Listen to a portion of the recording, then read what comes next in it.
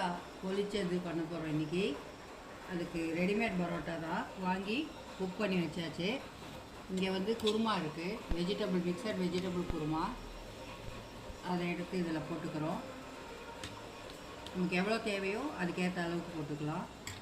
போட்டுட்டு வாழை இலையை ஃபோல்டு பண்ணிக்கிறோம்.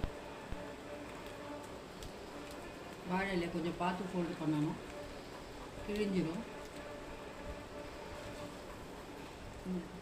பொட்டலங்கட்டுற நூல் இருக்கும், அந்த நூலால்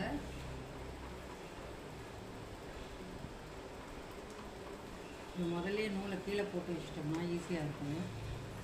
உடலை அதனால் கொஞ்சம் கஷ்டமாக இருக்குது. அதால் நல்லா பொட்டலம் கட்டுற மாதிரி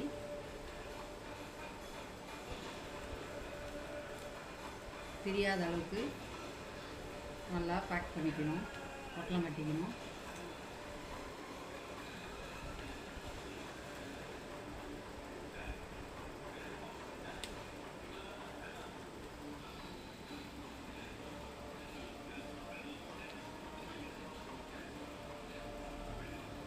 இது அப்படியே நம்ம இட்லி தட்டில் வச்சு ஆவியில் வேக வச்சு எடுத்தால் வாழை இலை பொரிச்ச பரோட்டா ரெடி.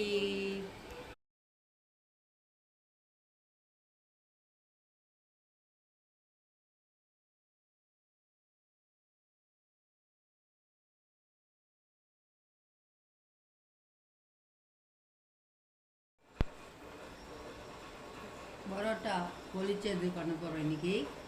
அதுக்கு ரெடிமேட் பரோட்டா தான் வாங்கி குக் பண்ணி வச்சாச்சு. இங்கே வந்து குருமா இருக்குது, வெஜிடபிள் மிக்சட் வெஜிடபிள் குருமா. அதை எடுத்து இதில் போட்டுக்கிறோம்.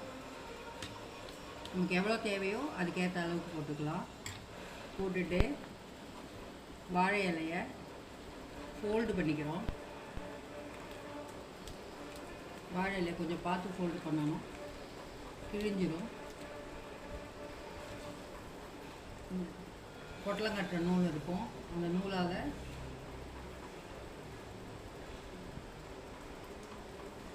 முதல்ல நூலை கீழே போட்டு வச்சிட்டோம்னா ஈஸியாக இருக்கும். உடலை அதனால் கொஞ்சம் கஷ்டமாக இருக்குது. அதால் நல்லா பொட்டலம் கட்டுற மாதிரி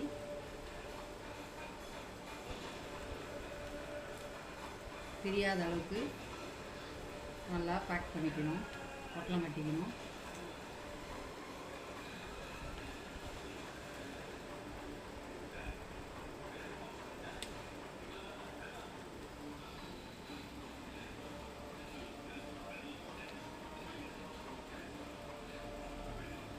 இது அப்படியே நம்ம இட்லி தட்டில் வச்சு ஆவியில் வேக வச்சு எடுத்தால் வாழை இலை பொரிச்ச பரோட்டா ரெடி.